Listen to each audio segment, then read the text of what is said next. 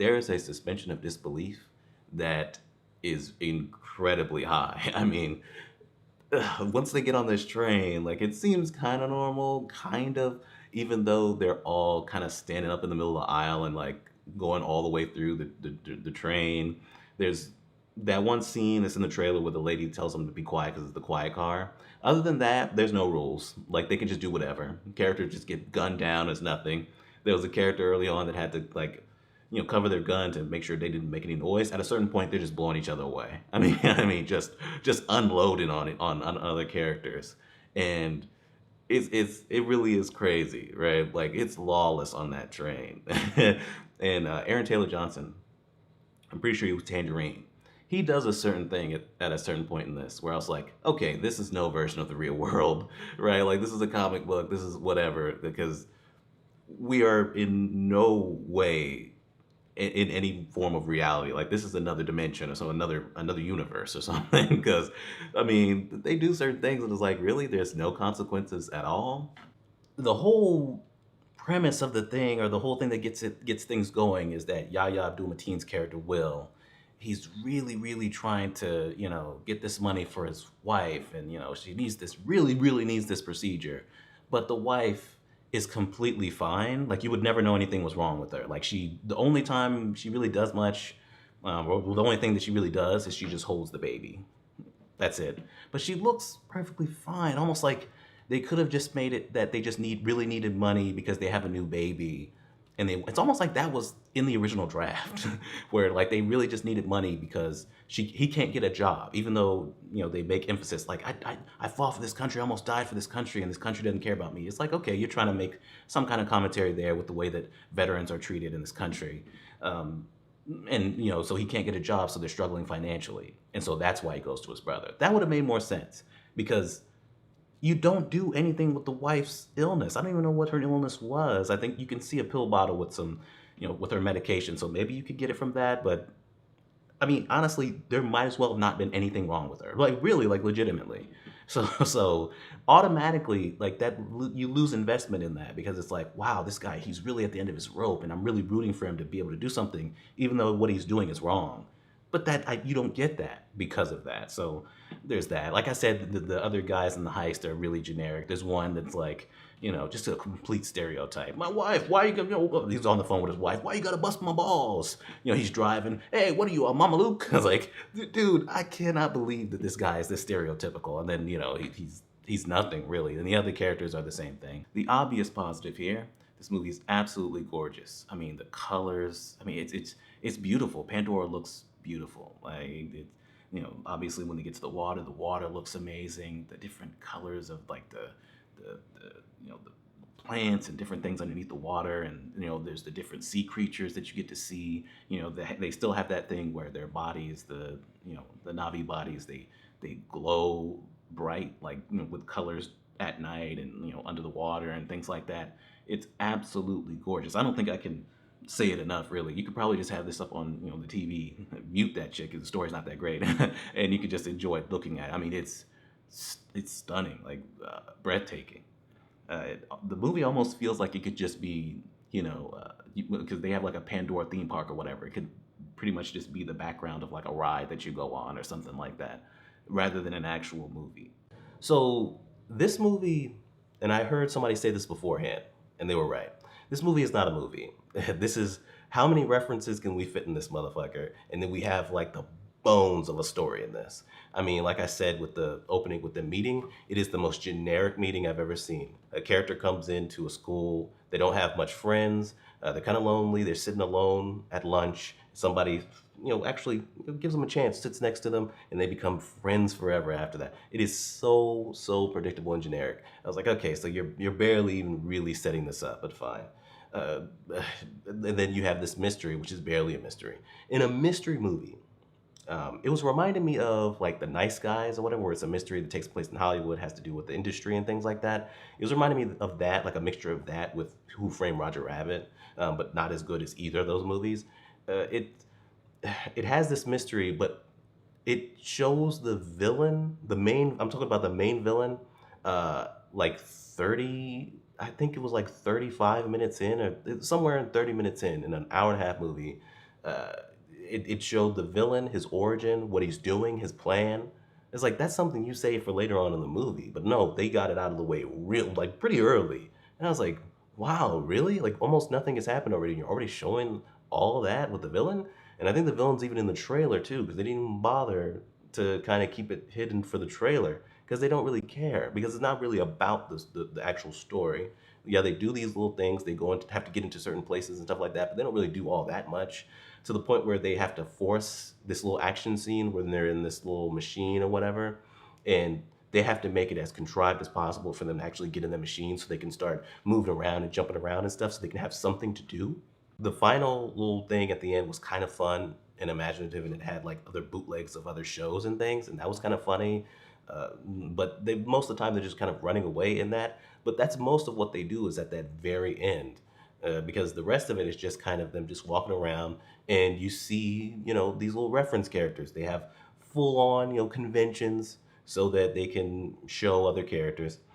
They were really, really proud of that ugly Sonic that they got. Like the Sonic that they originally had for the Sonic movie is in this. And I guess they must have all high-fived each other when they got that because it was funny for like a minute when they first showed it. Like that's a visual gag and that's about it. But they make him a full-on character. Like they go for so long talking about his teeth and things early on, and then they bring him back again, and then they bring him back again at the end. It's like it's not funny anymore. Nobody is laughing at that by the end of this movie. Like I don't get it. But regardless, and Namor, Tanaka Huerta. I thought he was really good too. I really liked that character. Not as good as Killmonger, but he was interesting. You could tell he was a good person, right? Like he could be reasoned with. He actually has like a heart to heart with Shuri about the passing of her brother, and things like he's like, oh, I know about loss and things like that. And I was like, this is a good guy. Like you actually like him, but he does what he needs to do for his kingdom, right? So he was still intimidating whenever he's in the Queen's family.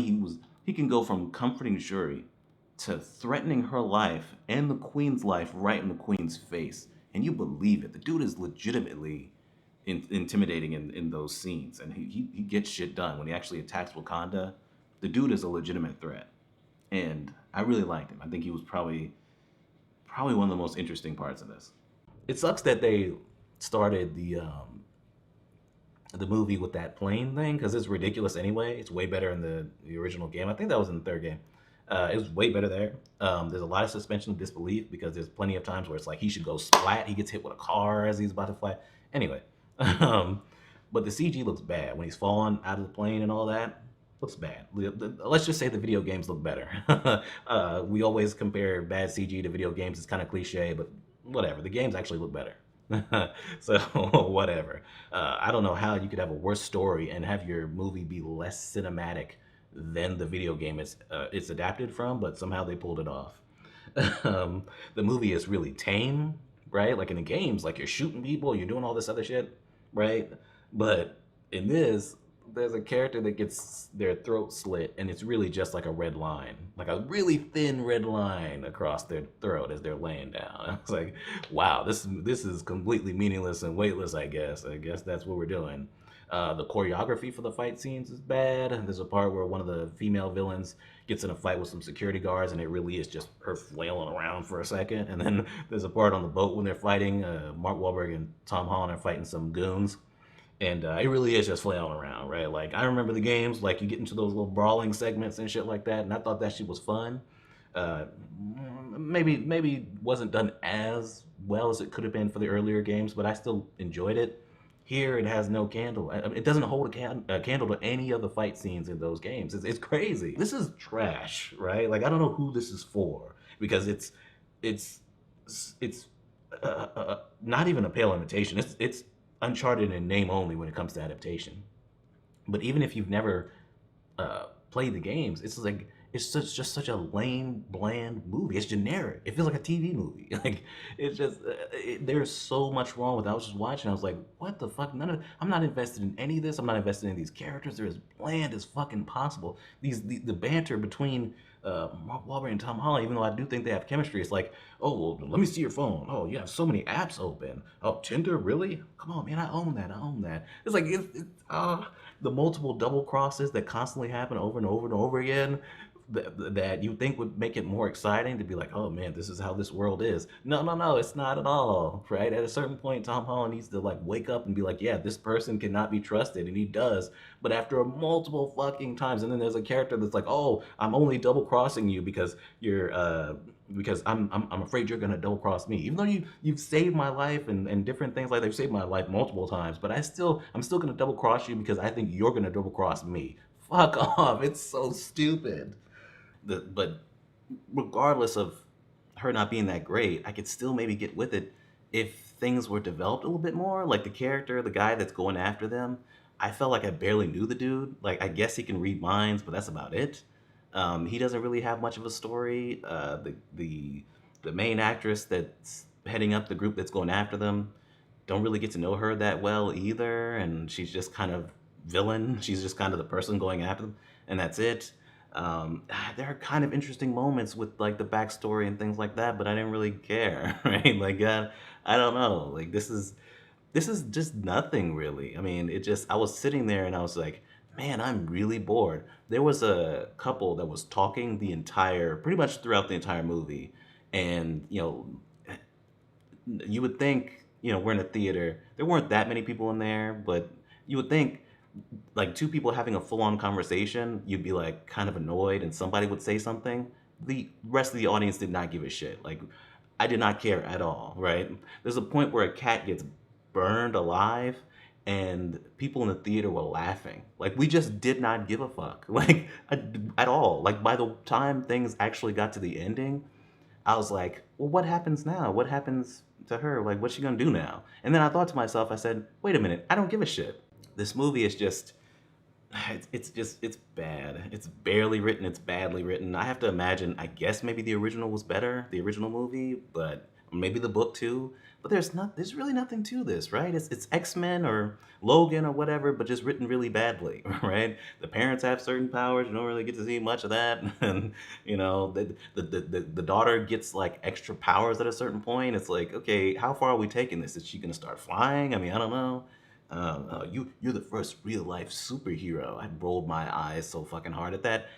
There's parts of this movie that just didn't even make sense. Like this girl clearly doesn't have control of her powers, but he keeps leaving her alone. They're on the run, but yet he wants to hitchhike, even though the daughter is really dangerous and there are people after them. um, it just doesn't make sense. Like you're hiding away from these people, but and your daughter is losing control at any point, could burn down the school, but you still have her going to school. Why don't you just homeschool her?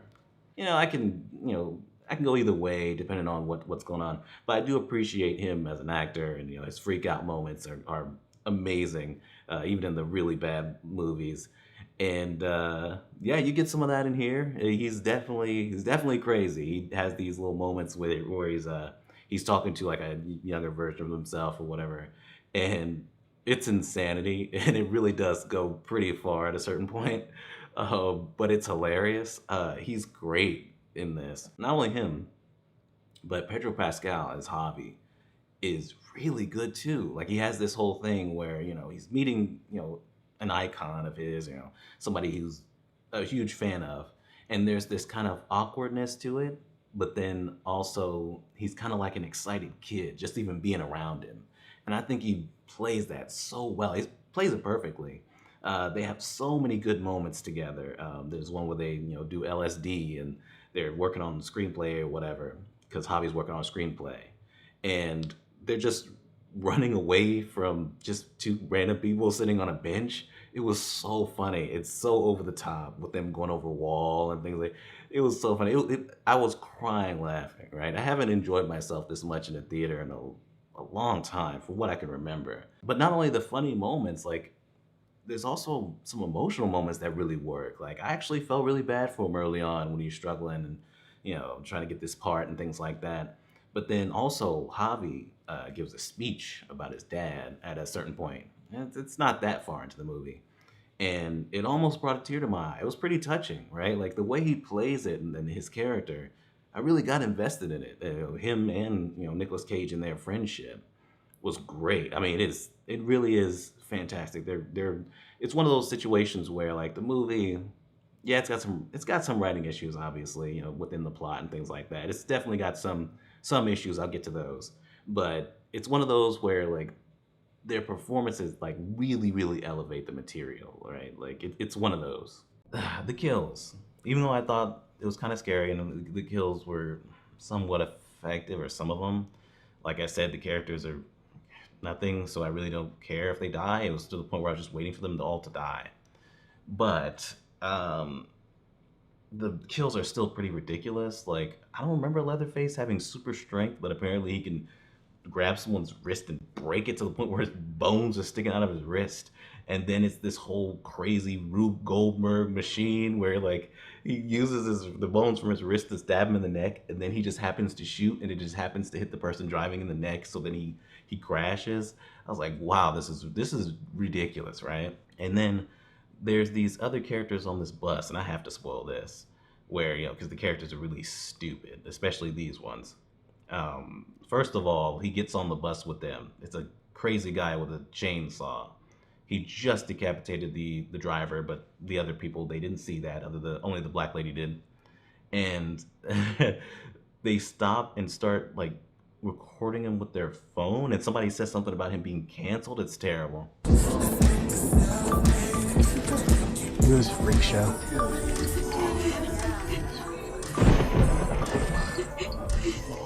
What are you doing? Try anything and you're canceled, bro. Yeah, that line was really awful, but that aside, he goes up to them, and this is a whole bus full of people, and he just starts killing them pretty much one by one. And the whole time I'm thinking, you're not gonna run past him, right? The two sisters are the only ones that get away. They get into some other area of the bus, and like he's taking his time to kill some of these people, and it's like you can't do anything. And then right as a bunch of them are getting killed, the black lady finally gets out of opens the window to the bus to get out, and then she gets cut in half. And I'm like, all you guys were doing were hitting against the window this whole time and just waiting to get killed. It was like it feels like it's only to boost the kill count, but it's like, how is she able to open the window and you guys weren't? Like, I don't understand. Why don't you guys gang up on him? There's a bunch of them in that bus, and he's only killing one person, at a time, and then they're ganging up on him. I mean, if they try to gang up on him, um, maybe they could maybe overpower him. I don't know. And then that's another thing. He can pretty much do anything.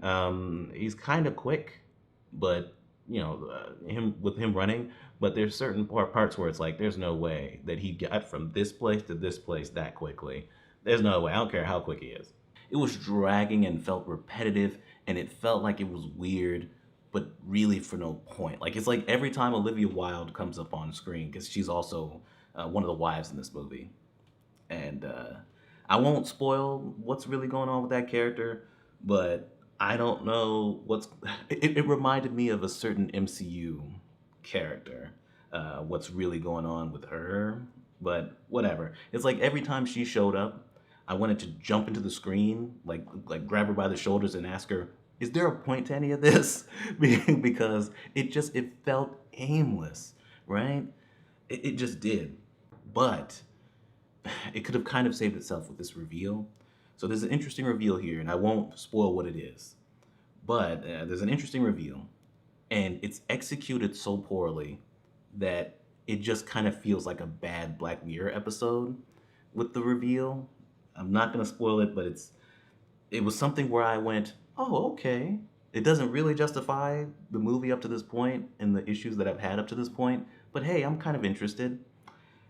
And then the movie just ends. I mean, there's a chase scene, towards the end, and then things get revealed as a chase scene, and then things just kind of end. It was to the point where me and other people in the theater didn't know whether the movie was over or not until the credits started coming up.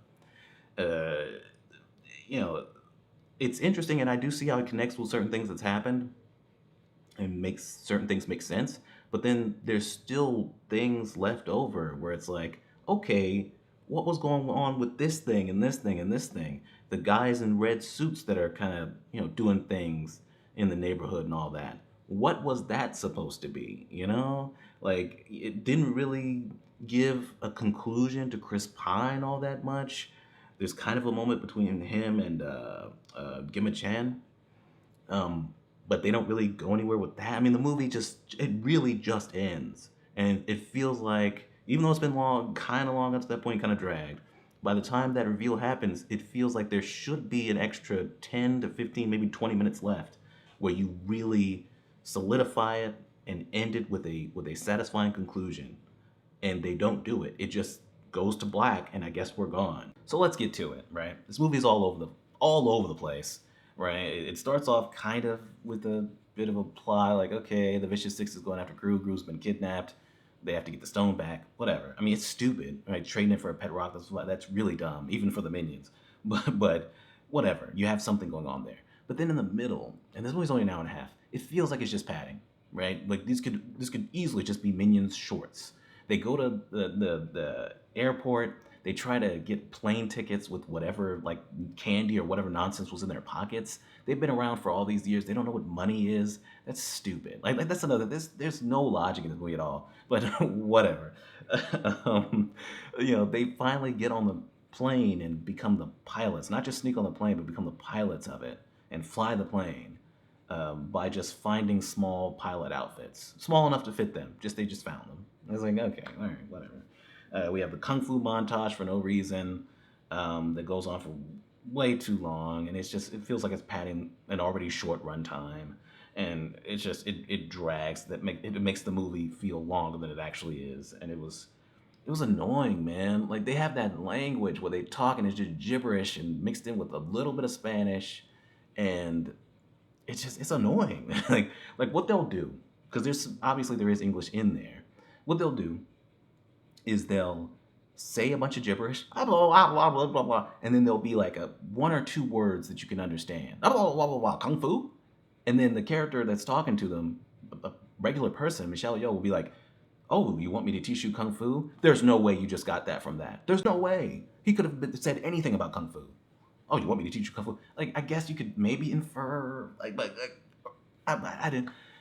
They keep doing that over and over again. Blah, blah, blah, blah, blah, blah, hide and seek.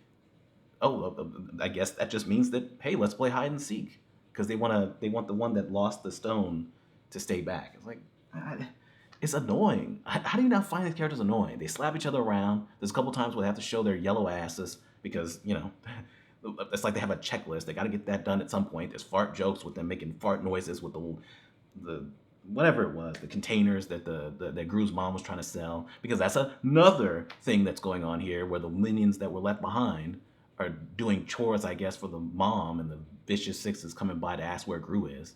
Asking the minions where Gru is, knowing good and well that you're not going to understand what they're saying. Like, it was just so annoying to me. I've seen other critics say, oh man, Minions just does slapstick so well. How? It is the lowest level of slapstick. Just hitting each other, bumping into things, and that's it. It is annoying, man. These characters were never meant to be leads. They were never meant to be the focus of a movie. They were meant to be side characters, comedy relief. They are more than that in this movie and that last Minions movie. And they were never meant to be that. So now it's just nonsense. They're in different costumes, slapping each other and dancing, doing whatever, playing music, whatever's going on, singing at a funeral at the end of this thing. It's well shot. It has a great score. Every plane scene, every scene where they're flying in a plane, whether they're training for the mission or the actual mission, in the climax, is fantastic. I mean, it's great. I mean, I've never wanted to be a pilot ever, but I was watching this and I was like, this is fucking awesome. Like, even more than the first one. Unlike the first one, where there was a lot of it where I was like, I'm enjoying this, but there's parts of it where I'm not 100% on what they're doing. They do a really good job of explaining the mission and just the weight of what they're trying to do. That at certain points they have to go at certain speeds and lift up, and so it actually weighs them down to the point where they actually pass out while they're piloting the plane. That afterwards, even if it's done right, the plane may be completely unusable because it's such a insane feat. They do a great job of that, and it really gets you invested. It's every dogfight, everything they do with the planes in this movie, exhilarating. I mean, it's so great. It's just about perfect.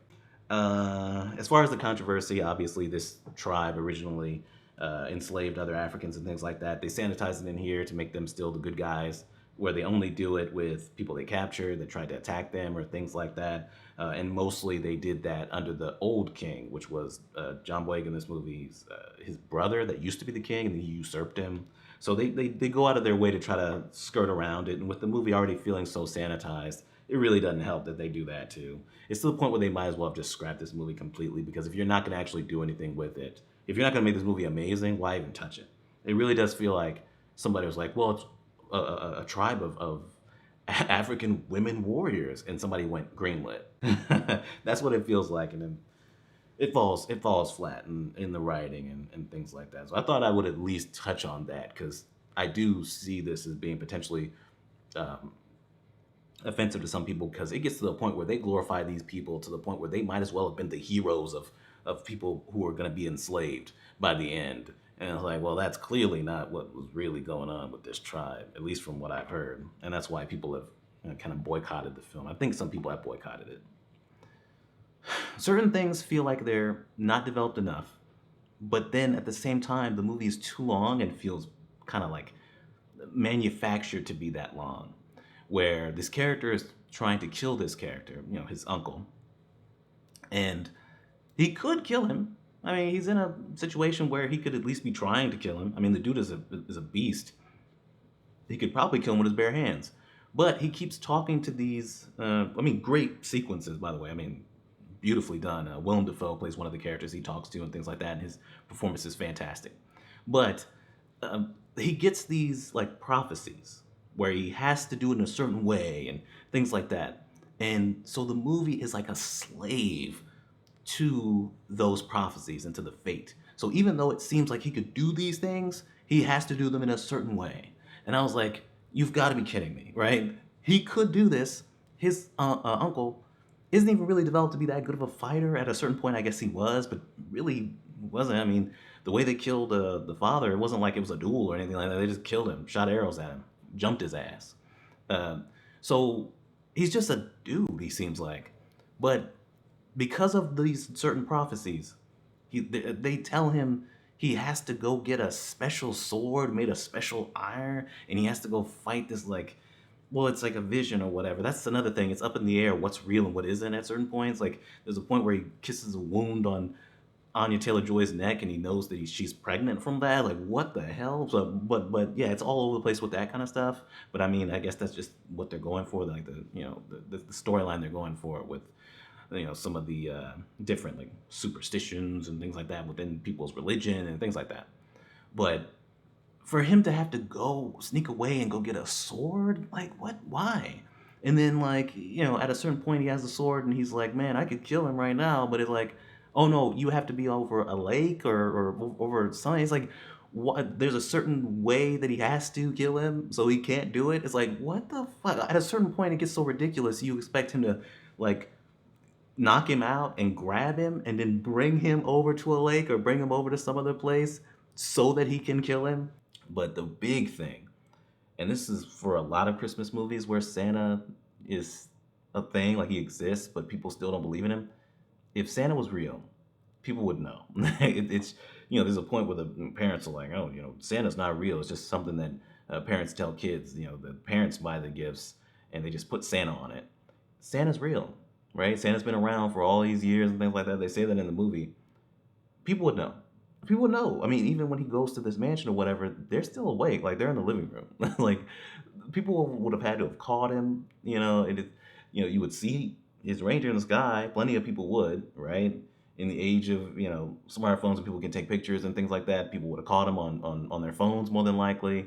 It's a stretch, and they really go far with that with people not believing he's Santa and not believing in Santa, and it's like that doesn't make sense in a world where he actually is actively delivering gifts. Parents have to notice that there are gifts there that they did not buy. I mean, it's just that goes with a lot of things like the Santa Claus, where it turns into a custody battle or court case or whatever with Tim Allen, with him saying he's Santa and all this. It's like it doesn't work with movies like this. So it's not even just on this movie, but it's a pretty big thing. And I was like, it's a bit distracting, you know.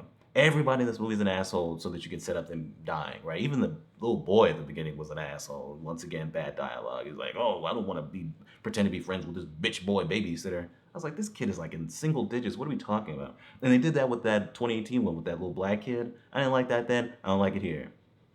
But there's a guy that comes out and he's like, hey, this is private property. And I'm thinking, okay, that's going to be the whole exchange. They're going to leave. But then he starts talking shit to the dude and then talking shit to Allison about her grandmother. And it's like, this stuff feels so forced. Like you're going out of your way to make the town as like mean as possible to this kid or mean as possible to Allison or whatever. So you can set up them dying and it can be satisfying. I mean, the kills are pretty cool, but you didn't need all that. You know, like I said, this is where I'm going to start spoiling some stuff. Like I said, if you want to do a copycat thing, you could do it, and it would probably be pretty good potentially, depending on how you do it. But this whole bullshit where this guy survives Michael because I guess Michael sees serial killer in him, like or serial killer potential in him or whatever, and they start tag team killing people for some reason, and he's like manhandling Michael Myers and like stealing his mask away and all this other shit. Why the fuck would you ever do that? That's so stupid. Especially when you're still gonna pay off Michael Myers being the final villain still by the end of the movie anyway, and that character ends up being really nothing. He gets discarded like nothing. It feels completely pointless, and it's lame as shit and stupid anyway. It's just lame, like barely took any time to really come up with it. Most of this feels really generic, and it feels like an older superhero movie, like people said about the Venom movies, because it's a studio that doesn't really care and it's just throwing something together. It's almost like Sony is doing this out of obligation now, where it's like, well, we said we would do this shit, so we gotta get it out there. I remember Michael Morbius from the Spider-Man animated TV show, and I never thought he was all that interesting there either. I mean, he does like some kind of science experiment and turns into a vampire. A lot of Spider-Man's villains are, like it's similar to the Lizard's origin, really, where they'll do some kind of experiment and they turn into some kind of animal-based thing or whatever, and they fight Spider-Man.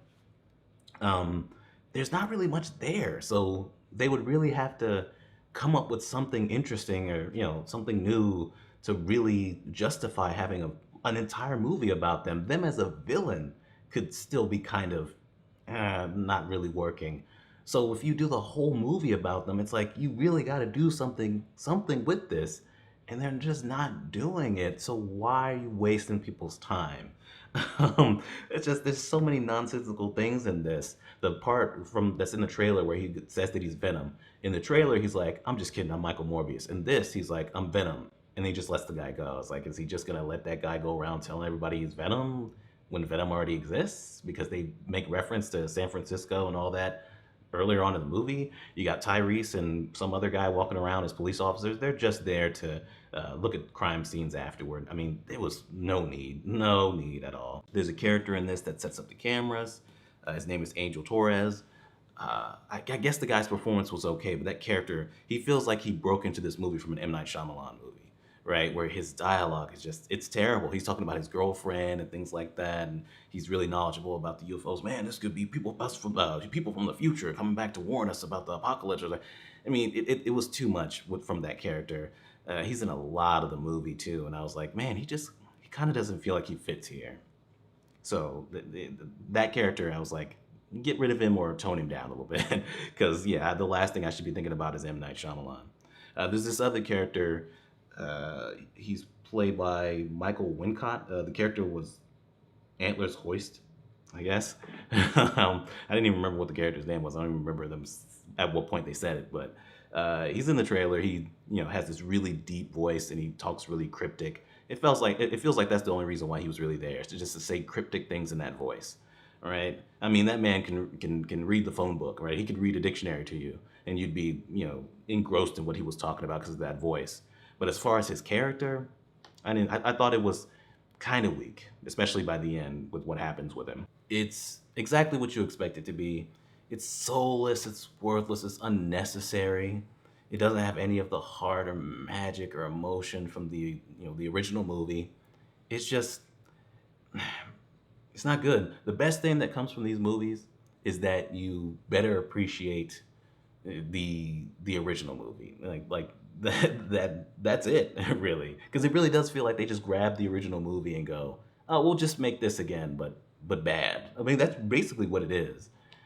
So yeah, I didn't like it. I didn't like it at all. I was fighting to give it a rental, fighting, and it was fighting me back. It was like a boxing match. And finally, I just had to give up. So I'm giving this utter trash, and it's worthless. Don't even bother.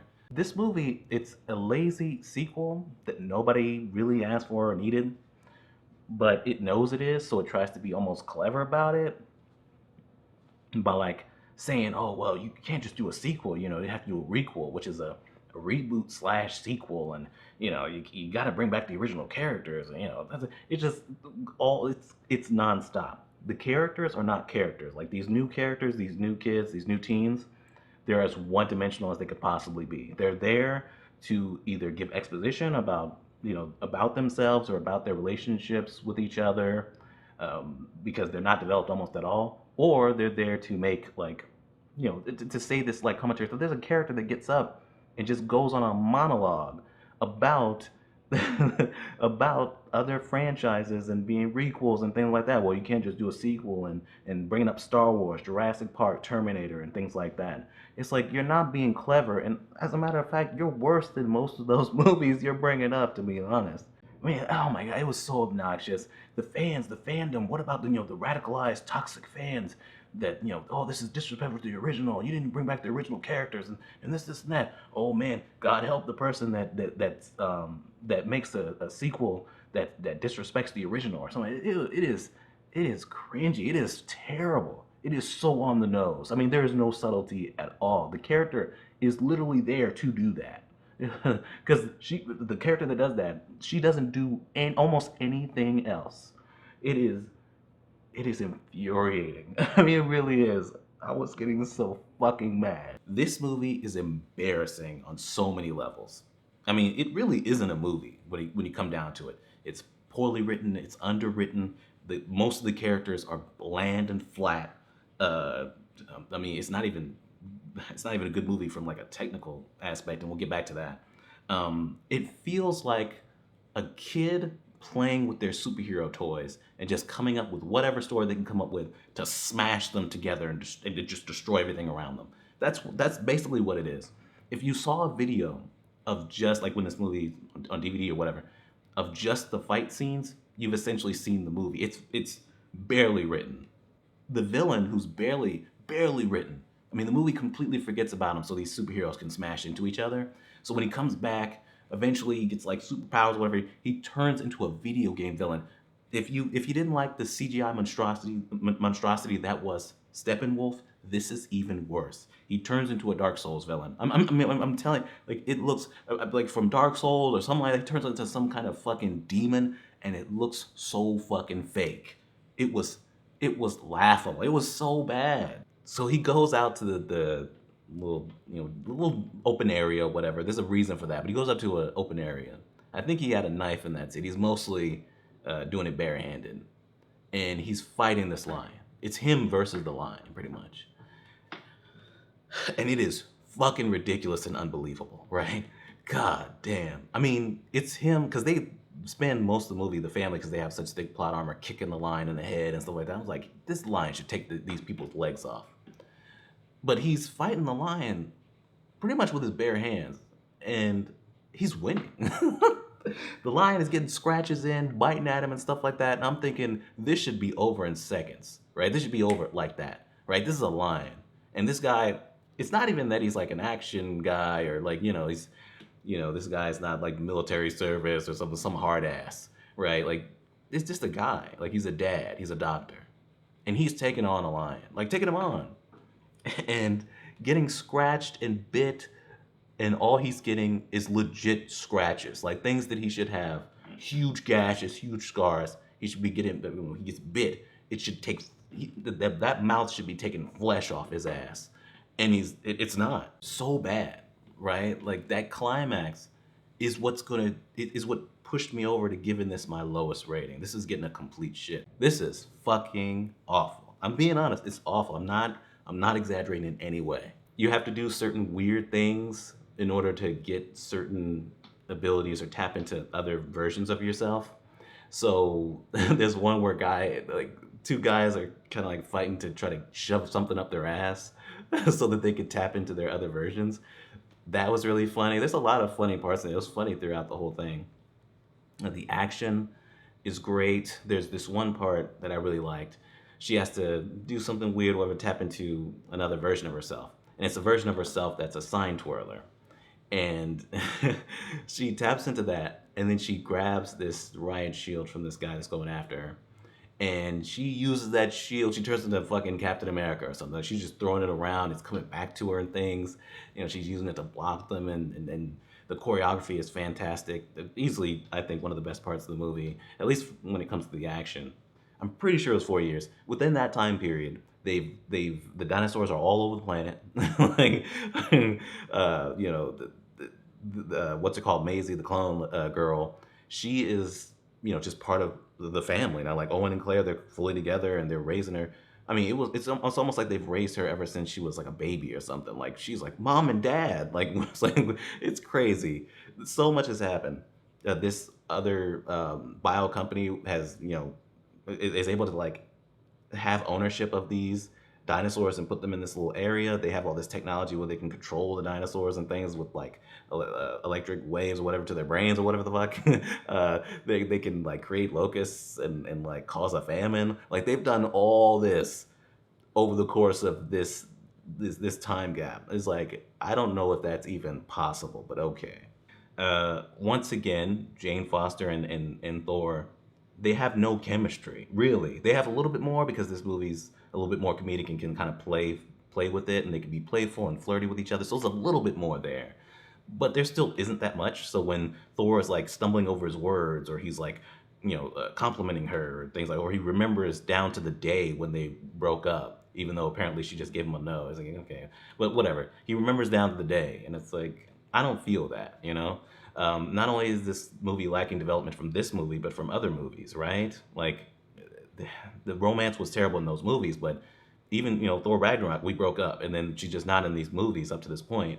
But now apparently he's so empty and he's lost because he's lost his love of Jane Foster. Like, really? Just out of nowhere, really? Like, we're just gonna force that. Like we did the Christine thing with Doctor Strange too. Like, god damn it. Anyway, the movie even forces these little flashback scenes of showing them, you know, dating or going on dates or whatever, going roller skating or whatever they were doing, and, you know, going to Halloween parties together. It's like, this feels like it's from a whole nother thing. Like, this doesn't feel like these same two characters that have been going on throughout these movies that I've been watching for this long. Like, it doesn't feel like it at all. They did not have that dynamic. So now they're forcing it so that they can make you feel something for these emotional moments between the two, or root for them to get back together, even though, oh, things are, you know, kind of tragic when it comes to Jane Foster and, you know, the things going on with her. And it doesn't work. It feels forced. So I didn't even talk about it. So the villain in this movie is actually Wanda. You know, Wanda, you've seen her in the trailers and things like that. Wanda, you know, Elizabeth Olsen, she is the villain in this movie. And her motivation is fucking terrible. It's awful, especially for as far as she goes. Now, her motivation is that she knows that the kids that she created in, I think it was Westview and WandaVision, so it's a continuation of that. She knows that somewhere in other realities, in multiple realities, that her sons exist. So she wants to take America Chavez's power so that she can go to other multiverses to be with her sons and stay there and like never come back. There's no real answer to like who the father is with those kids. Like I don't know if Vision and her could actually have real kids ever. If Vision never gets brought up really in this movie almost at all. Like, but whatever. That's her motivation. It's obviously a terrible motivation, but I guess it could kind of work if she didn't go as far as she goes. There's magical books that come out of nowhere. One of the books is evil and she's using it. She can use it to go into the body of herself from other universes and fuck shit up. She's insane. Like, people say this is a horror movie, and it is with her, because she's a like a force of nature. Like, she brings devastation everywhere she goes. This movie could easily be a rated R movie. I mean, her kill count is insane. She's scarier than Thanos. Like, she is it's crazy. Thanos is a big guy with, he's got the gems and things like that. But for the most part, and up until the snap, his body count is pretty low because he's just trying to get that done. And he's like an ends justify the means type person. If you come up against Wanda, she's fucking killing you. And I'm talking about blowing your head up, killing you, right? There's characters that get impaled. How do you bring a kid to this movie? I really don't know. So she goes through, she kills everybody, she kills a lot of people. And then by the end of it, it's just like all she needs is just like a moment to realize just how much her plan doesn't make sense. And it's over. It's just that quickly. I don't even know where it goes after that. I didn't stay for the second end credit scene. I got shit to do. But it's like, it's crazy. It's such a poor motivation, right? And like I said, these books come out of nowhere. The book of Vishnu, the book of the book of the damned, whatever the fuck it was, the book that she was using. And then the book gets destroyed. So then she has to, destroyed really easily too, by the way. I don't know. But then she has to go to this temple where apparently she was always meant to go because there's a statue of her. And she's like the queen of whatever the fuck, where the runes are. It's like, god damn. It's a movie essentially full of supporting characters, right? Like, none of them can really carry it. Shuri definitely can't. And she has to, mainly like the third act where she has to become Black Panther. It doesn't work. You essentially took a supporting character and just made her the lead because you didn't have your lead anymore. And I get that, you want to pay tribute to Chadwick Boseman and stuff like that, but for the quality of your movie, you should have definitely recasted T'Challa. I wasn't on the recast T'Challa thing, but after seeing this movie, you should have recasted it because it feels like a Black Panther movie without Black Panther in it. It just does. There's a giant hole in this movie just missing, and it's the protagonist, right? It feels like the original script was to have Shuri get kidnapped, be the scientist that found the vibranium, and have T'Challa be the one going back and forth with Namor to get her back. That's what it felt like the movie should have been. But it's not because Chadwick Boseman isn't here. It's just, this movie would have automatically been better, probably on par with the first movie, if you'd have recasted T'Challa. And then there's another review. Davi, the friend slash roommate of Tim, happens to be fucking around with his mom. And it's been happening for 2 years. And they're going to end up, engaged by the end of the movie. He proposes early on, but she says no because he has to go back to the farm. Then eventually she says yes, I think, at the end. I'm pretty sure she did. At the graduation. It's like, really? That's such a betrayal of trust, for one. And the fact that he would just get over it, like, pretty much overnight in his valedictorian speech, talking about, like, oh, the two important people in my family, I brought them together, It's like, okay, whatever. That's realistic. And he gets really personal about it in his valedictorian speech, which was really weird. But the idea that your college roommate slash best friend could be fucking around with your mom for 2 years and you didn't know? I mean, they do make a joke about it. Medea calls him out like, really? You had no idea? But just because you're calling out your own bad writing, Tyler Perry, doesn't mean shit, right? And then he just gets cleared of his crimes, and somehow that's just perfectly okay, I guess, or acceptable, so that he can run in this election.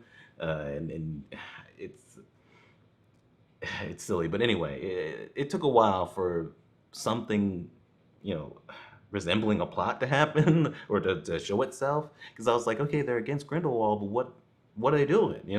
I was like, wow, they're at this little dinner party. What the fuck are they doing there? Why does it matter? And okay, on paper, it could work, right? Grindelwald, he's trying to, he's bigoted, obviously, he's a tyrant, but he's trying to actually get into a place of power so he could actually use that to, wipe out Muggles or whatever, right? He's going about it the political way, right? That could be interesting. That could work. On paper, that sounds fine. But this movie is all over the place. It doesn't really focus on it. It doesn't make sense within this movie anyway. He openly says that he wants to start a war between the wizards and Muggles. Openly. And obviously, be some genocide going on. Muggles wouldn't be able to do very much against wizards in most situations. But no, we're still gonna have an election with him and see if he gets picked because he's pure of heart. It's stupid. It's just stupid. Ugh. The Riddler is probably one of the most interesting parts of this because it is just a crime thriller, pretty much. Like imagine like John Doe from Seven, but like with a question mark, and he's trying to like reveal corruption rather than do the seven deadly sins. I mean, that's what it was mainly for me was a crime thriller. Like we're trying to find this guy. Yeah, he has this whole thing going on. He's a domestic terrorist for the most part. And he's revealing certain things that, yeah, probably definitely do need to be addressed. But he needs to be stopped, and we got to figure out, who he is by following the clues that he's leaving and things like that. I think it's well written. It definitely has certain like connections. It starts to make certain connections with the Riddler and Batman that I thought was really good, especially by the end. I think the third act is probably the best part of this movie, easily to me. Even if some of the mystery is a little bit predictable. Like if you've seen the trailers, if you've seen pretty much anything, the Riddler's motivation, you could probably guess what it was. Like, cause I did. I was like, okay, this is probably what it is, and that's what it was. It really is like they wanted to make a disaster movie. It's like, all right, something about the moon, and then like anything anybody thought of, they threw it in there. All right, like there's only one draft to this bitch. Like it really is that dumb. Some guy working at some random restaurant is able to just get into these places and get this information. That was kind of not making much sense. Whatever, doesn't matter. All right, the movie's a mess. It's all over the fucking place. It's constantly moving. It's edited horribly. Certain scenes, right, that last like a couple minutes and didn't even need to be there at all. Right, the effects for the space and stuff going on in space looks pretty good.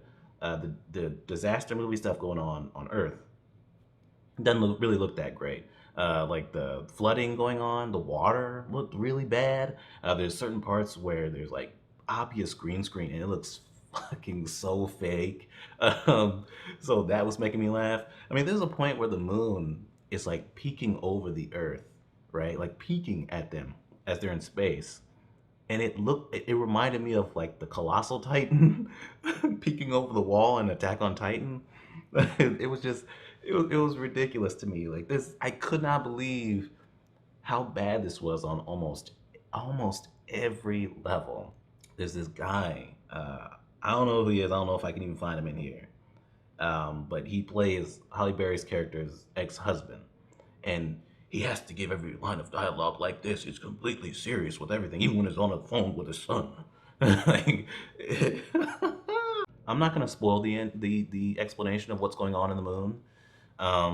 It's conspiracy level like nonsense, and there's really heavy exposition to explain it. There's a couple scenes like that in this.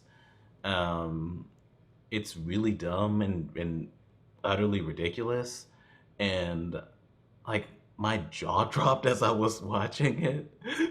I'm just gonna leave it at that. Like it's really the movie's dumb up to that point, but like they're moving so quickly. It's like all right, whatever. This is a disaster movie. You expect it to be dumb, but yeah, that's on a whole nother level right there. Like that's enough for if you even if you were going along with the movie up to that point, even if you were just loving it, at that point you have to be like, really? That's what it is? Yeah, it fails on almost every level. Like some of the performances are all right, some of them not so much, but the editing is bad. A lot of the effects are bad. The writing is terrible. Like it's just there's no structure to it. It's all over the place. It's a bad movie, right? It's awful. I could never imagine for it to be this just horrible in so many ways that I could not believe that I was watching it. Like I couldn't believe it. I really couldn't. So I'm gonna give it a complete shit. I think it's easily gonna be on people's worst of the year list at the end of the year. Definitely gonna be on mine, I think.